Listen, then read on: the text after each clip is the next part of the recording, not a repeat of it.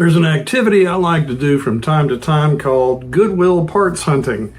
And in the back of the Goodwill and the thrift stores that I like to frequent, there's always a section where they have these big plastic tubs filled with all kinds of electrical cables, laptop power supply, or maybe a cell phone charger. And this is all great stuff that I can part out and make stuff with.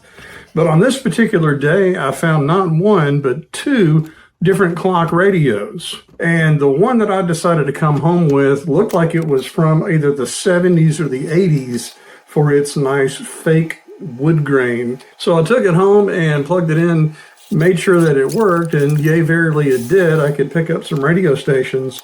But these things make great little guitar amps, and they're really simple to alter. All you got to do is just one basic thing. The first thing I did, though, is I opened this up and I wanted to make sure what kind of circuit I was working with. Unlike some of the older radios that I like to work with, this one was a little bit more modern in that it had everything on one chip, namely, let's see, a TDA 1803, which either came out to be a Class AB stereo headphone driver, which wasn't the case. But in my case, it turned out to be a one-chip AM/FM radio with the audio power amplifier built right in. It's a 16-pin chip, so I wasn't dealing with any kind of discrete electronics.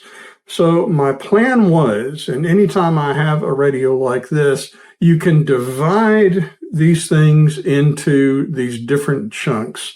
One huge block, you have everything that's radio related. This is the AM, FM, demodulators, the signal detection, and basically turning the radio waves into an audio signal. And all of that stuff is going to channel to the volume pot. And after the volume pot, that's where you've got all of your audio amplifier stuff. So the place to inject a guitar signal is right there at the volume knob on the top lug where the hot signal comes in. And from the wiper on out, that's the audio amplifier. So the first thing that I did is I got a couple of alligator clips and tacked them onto either two sides of the volume pot for my ground and my hot connections. And I'd really just clamped this onto the other end of a guitar cable, gave it a quick strum, and yeah, some sound came out of the speaker. Granted, it was mixed with the radio signal, but that's the next step that I'm going to take care of. And to make the conversion, I used a 1/4-inch input jack that has a normally closed switch. So when the jack is out of the plug, those connections are sending the radio audio signal into that audio power amp. So when the guitar cable is inserted into the jack, it breaks that connection. The radio signal doesn't get through, and just the guitar signal can get through and go to the audio portion of the amplifier. In order to make those changes to the circuit board, I wound up taking out a couple of screws and flipping the circuit board over. And I knew from my notes that I took before, I knew which leg was the ground and I knew which one was the hot lead. So I removed some of the solder so I could pull that lug out of the circuit board and bend it off to the side.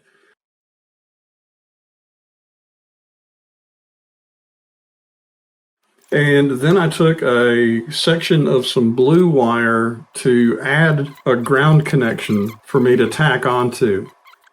I used another section of red wire to connect onto the PC board, and this is going to take care of routing my radio signals back to the volume pot through that closed switch on the jack. And then for my guitar signal, I used this section of yellow wire, and that's going to go from the jack to the upper leg of the volume pot. And I also used a small piece of some heat shrink to make sure that I wasn't going to create any kind of short or any kind of problem grounding out the guitar signal. Before I buttoned everything back up, I did power it on and made sure that the whole thing worked as I expected. Plugged in the guitar cable and the radio signal went away, or the static from the radio went away. And I gave the cable a quick buzz test. That worked fine. Plugged it into the guitar, gave a quick strum.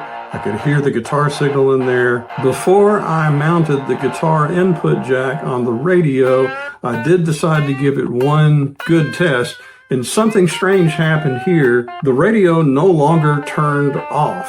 The switch, I could put it in the off position or the on position or any of the other positions, and there was always noise coming out of the speaker.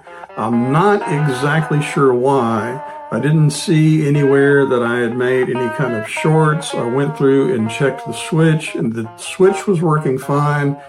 I even sprayed some contact cleaner, so I'm pretty sure everything in there is working okay.